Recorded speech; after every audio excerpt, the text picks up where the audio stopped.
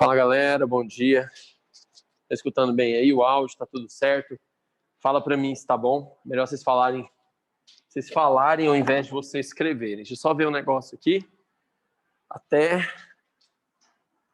aqui é onde o quadro funciona e até aqui. Então pronto, esse é o nosso espaço de quadro, tá? Em que eu vou tentar escrever. Eu vou só fazer um negócio aqui. Vou deixar o bate-papo aberto para mim. Ah, a câmera está virada. O que vocês acham? Melhorou agora? Sim. Melhorou? Acho que agora melhorou. Agora vai funcionar bem. Deu certo, né? O áudio tá bom, Célio? Fala para mim que tô de olho no bate-papo. Beleza, obrigado. Bom, primeiramente, bom dia para todas e todos de novo. Bom dia a você que está em casa. Hoje a gente vai dar continuidade à nossa aula. Estávamos falando sobre gêneros literários, né? Falei mais ou menos que havia um modelo estrutural proposto por Aristóteles, em que apresentavam 3 gêneros: o gênero lírico, o gênero épico e o gênero dramático, né? Dentro desse processo, eu comecei falando um pouco sobre o gênero dramático, não foi o primeiro que eu falei para vocês? Então vamos lá. Vou escrever aqui. Acho que aqui está dentro do enquadramento. Se bem que eu tive que desligar o quadro, né? Deixa eu só ver se tá dentro do enquadramento mesmo. Não, tá certo, tá dentro do enquadramento. Gênero dramático, que é o teatro. Aqui, o gênero épico, que é a narrativa. Eu não entendo esses professores que gritam, sabendo que tem um microfone aqui. O aluno deve ficar surdinho, né? E o gênero... É o Sostag doidão. Gênero lírico, que é a poesia, tá? Então, nessa prática, só para a gente terminar de ilustrar, nessa prática vocês sabem que o gênero lírico, épico e dramático, esses 3 gêneros fazem parte de um projeto, de um processo, né? De um sistema que o Aristóteles vai estabelecer dizendo assim, ó, que isso aqui tudo corresponde à arte literária grega. No livro dele, A Poética, ou Arte Poética, depende de como você vê a tradução, ele vai estabelecer as diferenças. Ele fala o seguinte, olha, só para resumir, ele fala que o teatro tem a função social de propagar ideias, de construir teorias, de criar, né, uma espécie de religiosidade. Ele fala também que a arte lírica tem a função clara de construir a ideia do lirismo, que é a ideia dos sentimentos amorosos. Dos sentimentos. Amor, o conceito de amor cristão que a gente tem é um amor construído em Roma. O conceito de amor para a Grécia Antiga é um conceito diferente. Eles têm 3 tipos de amor. O amor chamado de ágape, o amor chamado de eros e o amor chamado de philos. Ágape é o amor que se tem a Deus, aos deuses. Eros é o amor que se tem erótico, né? Não é só para o homem e mulher, mas se tem fisicamente. E philos é o amor que se tem pela família. No amor eros, no amor erótico, o poema lírico faz muito sentido, porque o poema lírico fala desses sentimentos. Erótico quer dizer relações libidinosas? Não. Amorosas. Qualquer relação amorosa que você tem. O amor que você sente pelo seu... Tá nossa, aqui tem 3 sandálias pela pessoa que você tem a ama, rosa, seu namorado, sua namorada, a rosa com seu amigo, brilho, sua amiga. a que a senhora me amor deu. Que ele não é de irmão. Então os gregos tinham essa divisão. No gênero épico, aliás, no gênero lírico, nós temos alguns modelos de poesia. Nós temos o soneto, nós temos a ode, nós temos a elegia. São modelos de poesia que correspondem a uma forma fixa estabelecida pelo mundo grego. Eu gosto de dizer, isso é importante vocês saberem, que arte, seja ela qual for, é, na verdade, um recorte do momento histórico em que ela é produzida. Recorte do momento histórico. Alguma dúvida por enquanto? Então hoje eu vou contar uma história para vocês. Eu acabei de contar uma história no terceiro ano e eu fiquei empolgado para contar uma história no primeiro ano também, porque diz respeito ao modelo que eu quero construir a partir de agora. Bom, falado sobre gêneros líricos, épicos e dramáticos, você tem alguma dúvida disso aqui? Posso fazer uma lista de exercícios sobre isso aqui? Vocês vão dar conta?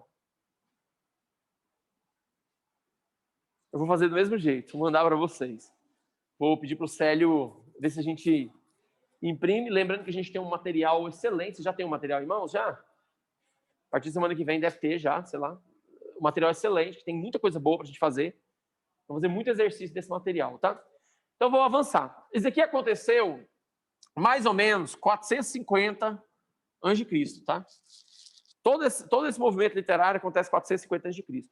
Claro que nós ocidentais, temos um modelo de pensamento diferente do modelo de pensamento dos orientais. Isso é bem claro para nós. Só que, dentro desse processo, nós vamos ter o surgimento da Igreja Católica. Lá, mais ou menos, entre o século II e III, a Igreja Católica é fundada. Você abre essas janelas para mim, por favor?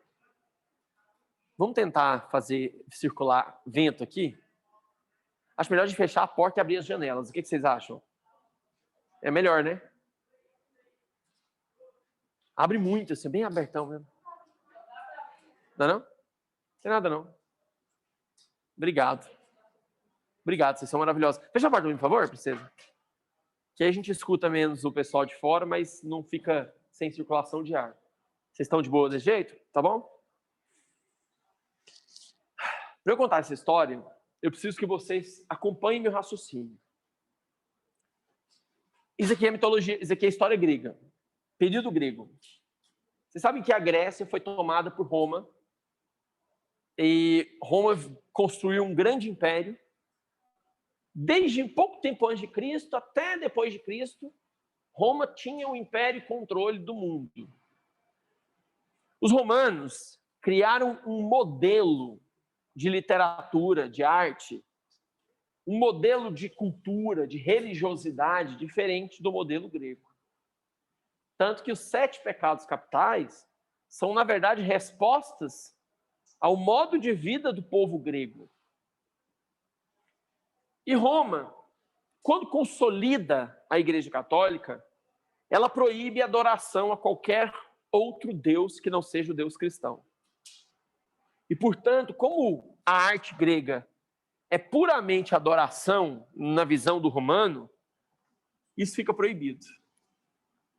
O teatro passa a ser proibido em Roma, a poesia passa a ser proibida e a música passa a ser proibida. Mas como assim? Não continuavam fazendo música? Sim. Poesia? Sim. Para quem? Para Deus. Para a Virgem Maria. Só para esses elementos da igreja. Então, a própria igreja mesmo tinha lá os seus louvores, seus cantos, mas não tinha nenhuma peça teatral assim que chamasse atenção.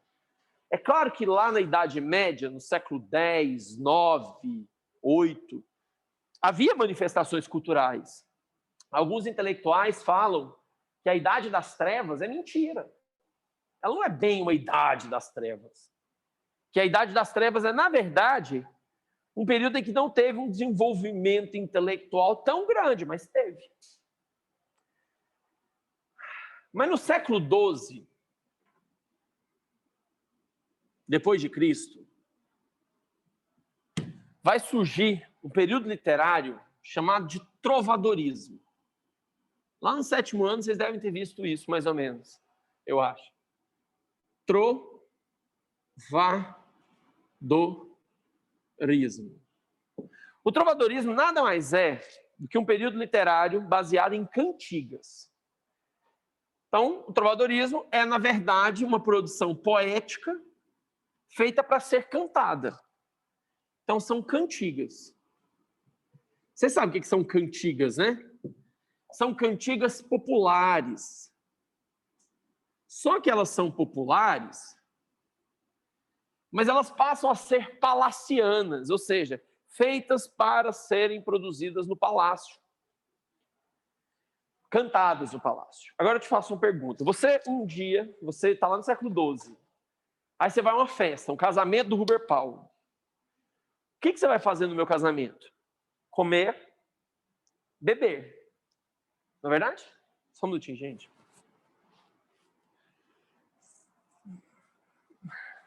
Credo. A gente sua muito por dentro da máscara, falando esse tanto, é muito complicado. Comer e beber. Essa é a função.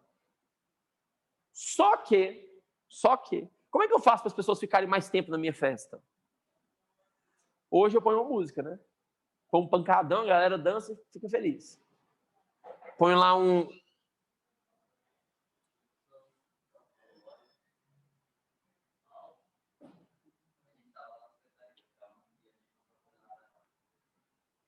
Não, mas eu não acredito que vocês fariam alguma coisa errada, tá louco? Vocês dois são duas pessoas. Jamais fariam coisas erradas. Mas vocês ficaram muito tempo lá, hein?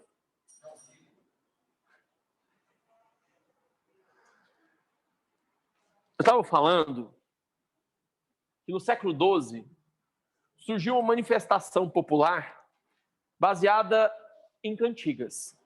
Eram cantigas populares, feitas para ser cantadas em festas. E como a nobreza vivia em festa, então tinha festa direta e tinha cantiga direto. Só que essas cantigas, elas têm uma origem. Eu vou contar uma história que eu inventei, tá? Vou contar uma história que eu inventei para ilustrar este momento. Perval, por que você inventou isso? Porque eu quero que você observe. Por favor, não percam essa história.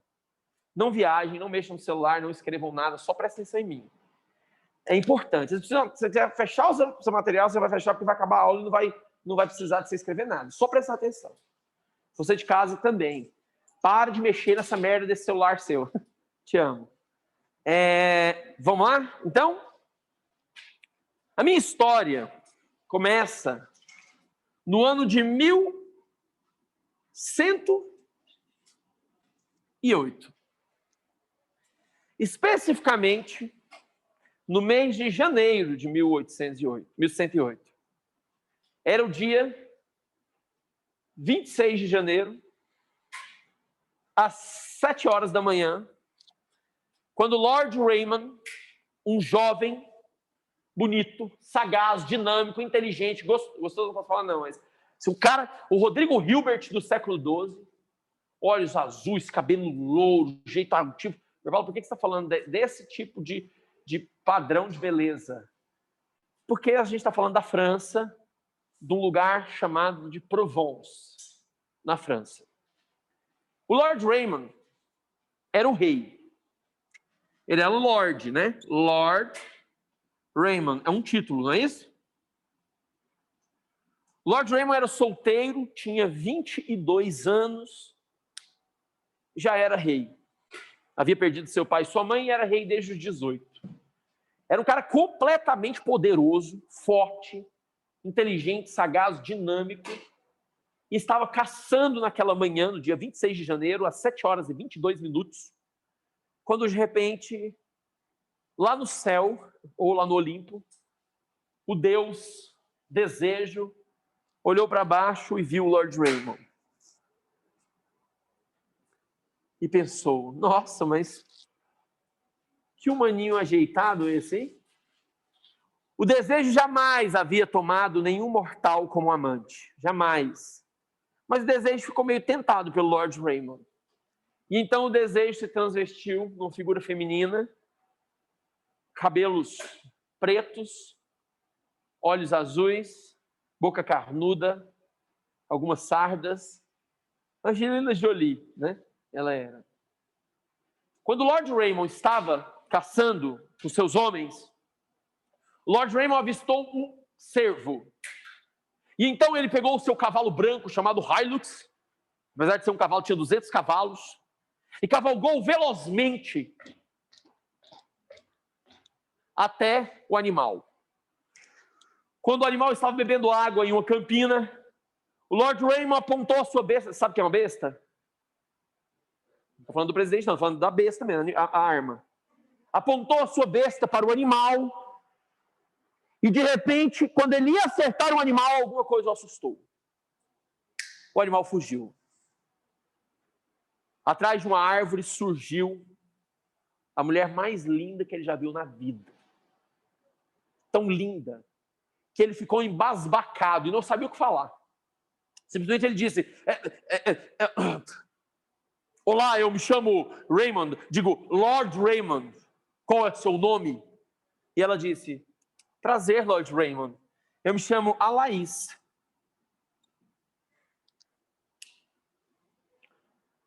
Então o Lord Raymond olhou para ela e falou assim: Alaís, eu sou o rei deste lugar e nunca vi você por essas paragens.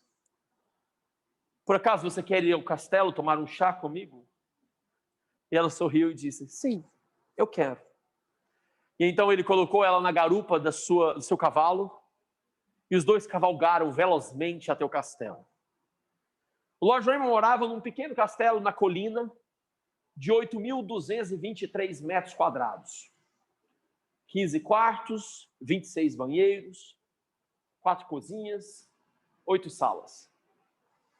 E ao chegar no castelo, o Lord Raymond foi avistado pelos seus homens que abriram o portão rapidamente e ao avistarem a Laís, que não usava capacete, porque naquela época não precisava, olharam para ela e viram a beleza daquela mulher. Tão bela, tão bela. Quem era ela? Parecia uma bruxa. Então os homens ficaram assustados. O Lord Raymond então deu ordens. Você faz isso, você faz aquilo, fulano, vem aqui, não me incomode. Subiu as escadas para o seu quarto, ele tinha um quarto, uma pequena propriedade, um pequeno quarto de 482 metros quadrados, uma cama, um guarda-roupa feito de pino, uma bacia cheia d'água sobre o tripé, algumas taças de vinho, vários champanhes, champanhe não existia ainda não, mas várias coisas, né? Então o Lord Raymond chegou, entrou no quarto e ficou com a Laís, né? E rolou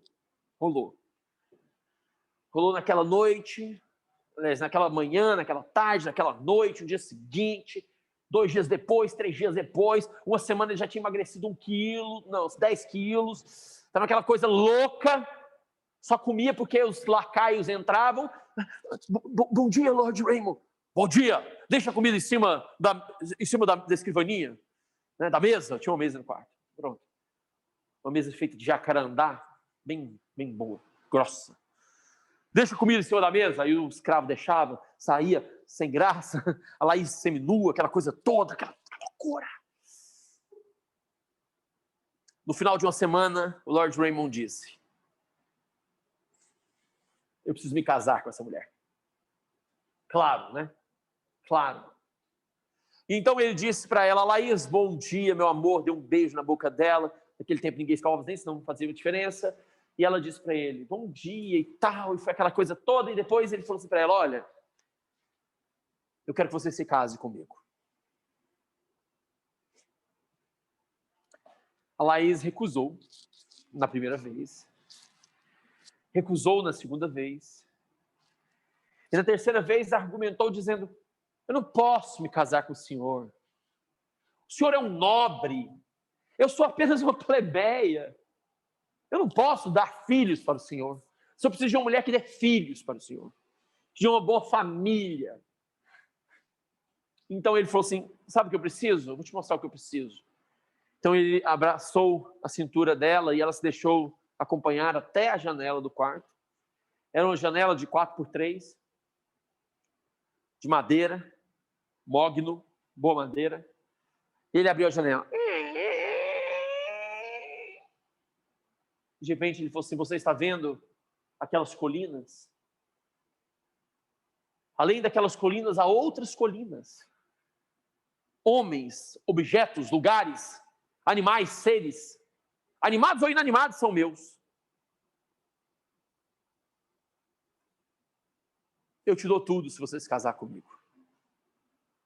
Para mim não faz a menor diferença esses bens.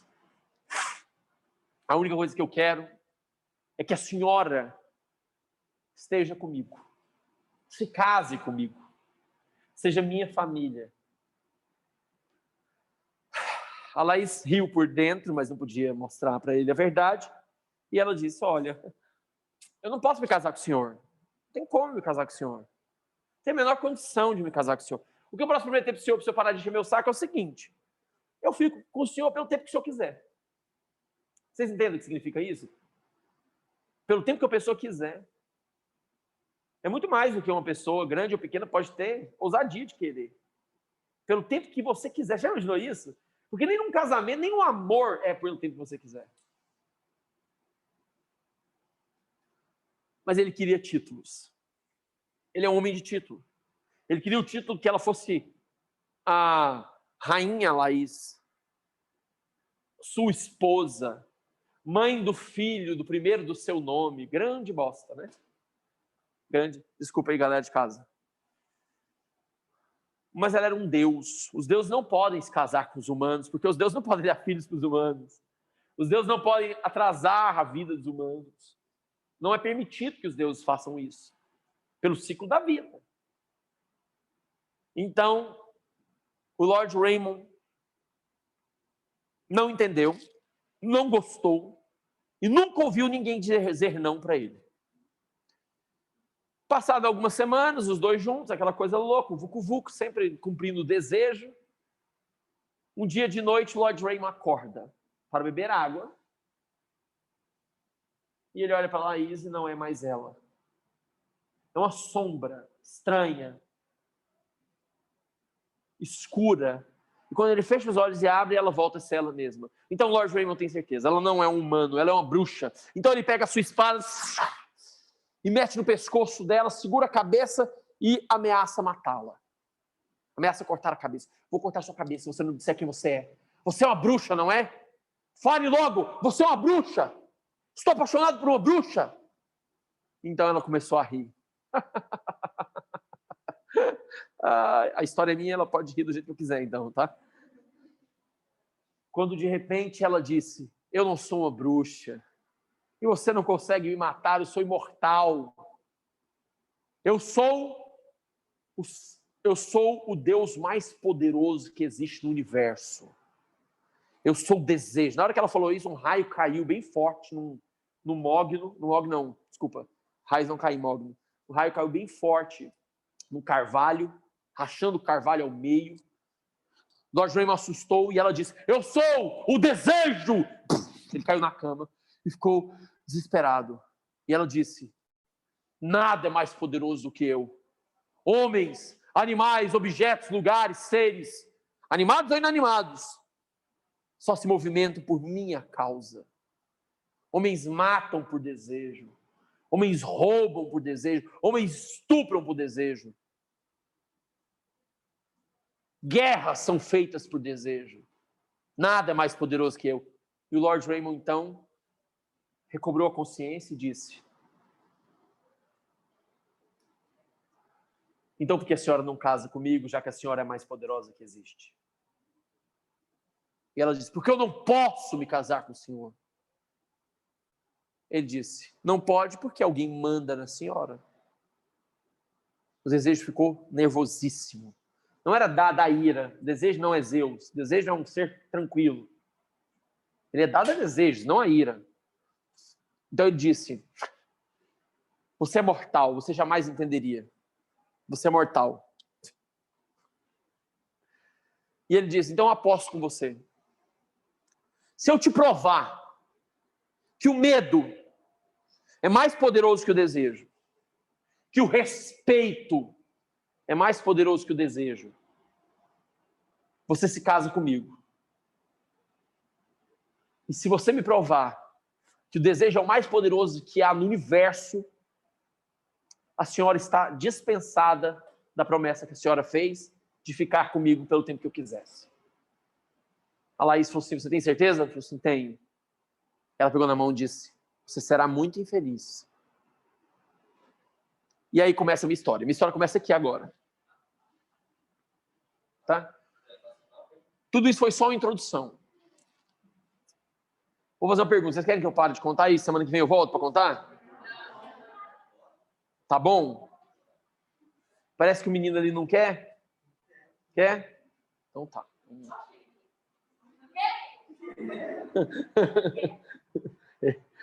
Nosso mundo está cheio de Alaíses, né? São as pequenas deusas que mandam na gente. Bom, o Lord Raymond então precisava provar para Laís que a teoria dele era verdadeira.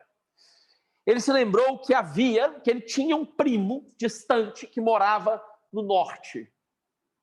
E que, como era verão, né, antes do inverno, que o inverno estava chegando, antes do inverno, ele podia ir na casa do primo dele e passar um mês. Quem sabe 2.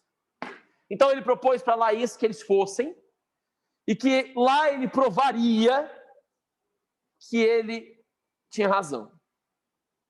A Laís topou e eles fecharam um acordo de um mês. Chegaram uns 3 dias depois na casa do primo, era o Conde Bertrand, que era casado com a Condessa Clemenza. A história é minha, eu pôr o nome que eu quiser, tá, galera? Não fez vocês reclamarem do nome.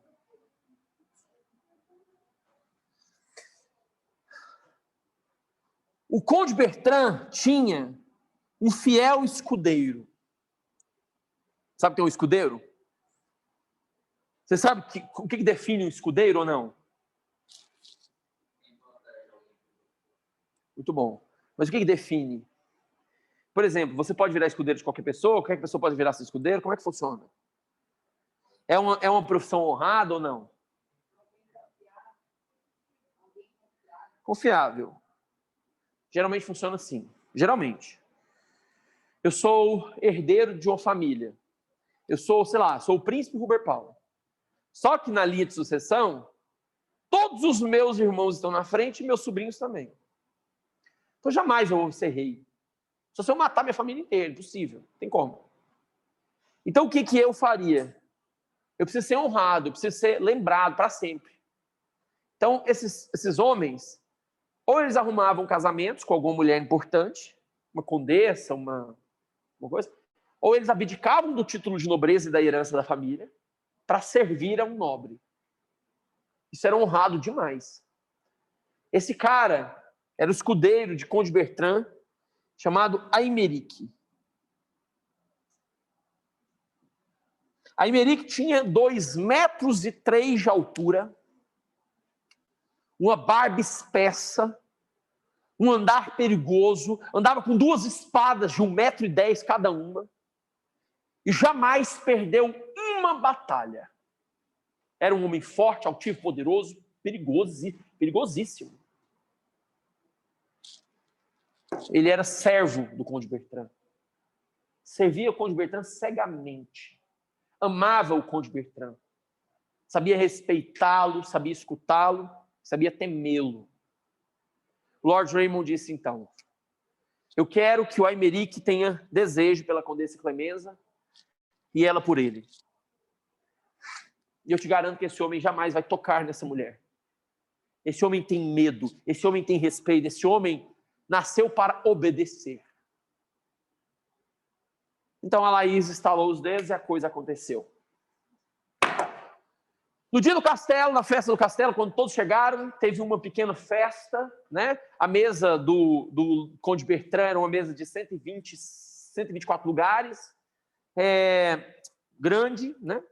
E o Conde Bertrand sentou do lado, o Lord Raymond do outro, o Lord Raymond era o rei, todo mundo respeitava ele, vieram pessoas de todos os lugares do reino para vê-lo, quando de repente, no meio dessa janta, numa outra mesa, no cantinho, sentado, segurando uma espada embainhada, estava Aymeric.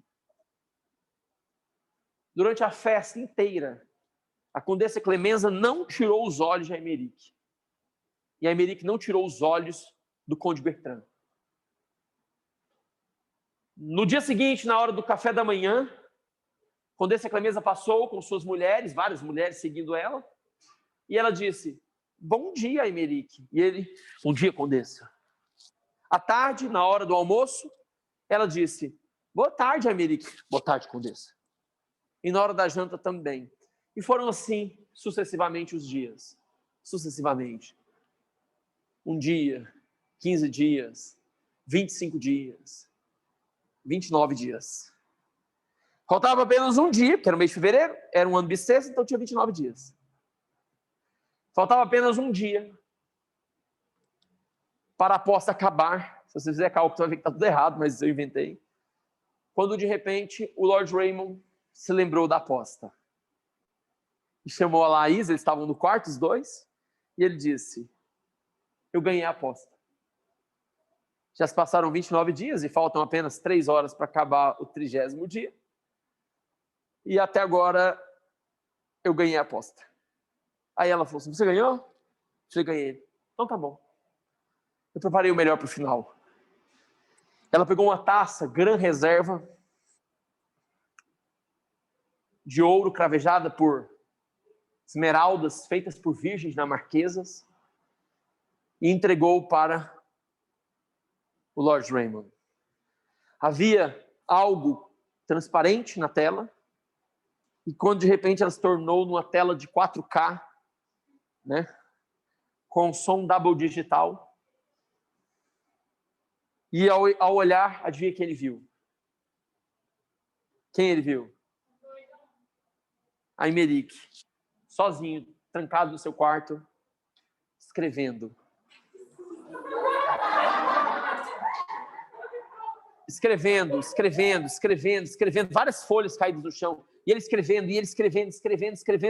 Muitas outras folhas caídas, aquela coisa toda, quando de repente alguém bate na porta. O coração de Aymeric foi a 1000, porque a tela era muito sensível, dava pra você ver o coração batendo. O Lord Raymond ficou atento e disse: nossa, agora eu rodei, né? Agora eu rodei. Quando o Aymeric levantou, foi até a porta, andou para um lado e para o outro no quarto, resolveu não abrir a porta. É melhor não. Ele repetia consigo mesmo. Só que alguém bateu mais forte na porta. Aymeric, é você? Alguém podia ouvir, apesar do castelo ser grande, mas alguém podia ouvir. Eles estariam perdidos. Parecia a voz da Condessa Clemenza. Será que ela precisava de alguma coisa?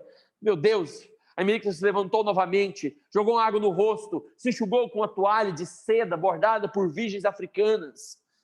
Só as virgens faziam essas coisas, né? O que tinha que fazer, faz isso. E de repente ele abriu a porta.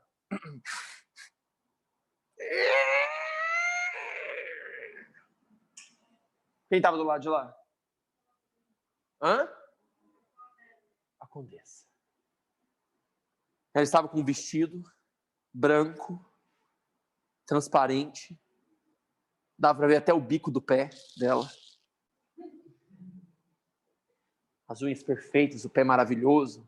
Não tinha ainda esmalte, mas era quase uma francesinha. Lindo, nossa. E quando de repente ela disse: boa noite, Aymeric. Ela segurava um candelabro com a mão. Candelabro, sabe o que é? Candelabro? É um negócio com várias velas, né? É um móvel com várias velas. De ouro.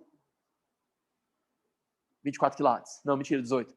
Quando de repente ela disse: boa noite, Aymeric. E ele: boa noite. Aí ela falou assim, ela deu um passo para frente, ele deu um passo para trás. Ela deu um para frente, ele deu um para trás. E ela disse: eu sei que você me deseja. Há muito eu sei que você me deseja. E há muito tempo eu desejo o Senhor também. Hoje eu vim para me deitar com o Senhor. Semana que vem eu conto essa história. Que horas acaba essa aula? Então vou contar. A Condessa Clemenza, então, foi se aproximando do Aymeric. E ele chegando para trás. Quando ele chegou no lugar, quase encostando na cama, ele falou assim: espere. E ela disse: o que há de esperar? Já esperamos tanto tempo. Desde criança eu vejo você andando pelas ruas, pelo castelo. Desde muito tempo eu tenho você em sentimento. E ele disse: eu jamais tocaria na senhora. A senhora é casada com outro homem, tem filhos com ele. E ela disse, mas ele não me ama, ele tem outras mulheres, ele tem filho com várias outras mulheres, inclusive agora ele está dormindo com uma mulher na sua cama, aqui debaixo do nosso teto. E ele falou para ela assim, não é por ele, é pela senhora. O que eu sinto pela senhora não é desejo. A senhora confundiu tudo. O que eu sinto pela senhora não tem nome. Mas eu não tenho vontade de tocá-la, eu não tenho vontade de aproveitar de nada. Eu quero só estar perto da senhora. Eu sou um homem que sofre muito há anos, mas sou feliz em poder te ver todos os dias, pelo menos. O Lord Raymond assistindo aquilo ficou assim. Foi daí que surgiu a expressão what? Né? What? What the fuck, né? Que porra é essa? De repente ele olhou e falou assim, o que esse cara está fazendo? E ele diz para ela, olha, a senhora está vendo esses papéis? Sim. São todos para a senhora. Eu não vou tocar na senhora. Não insista. Mas eu posso cantar uma música para a senhora. Ela achou aquilo estranho. O Lord Raymond achou mais estranho ainda. A Laís estava lá, como um deus. Tipo assim, né? Eu sabia. Quando, de repente, ele pegou no canto do quarto um alaúde.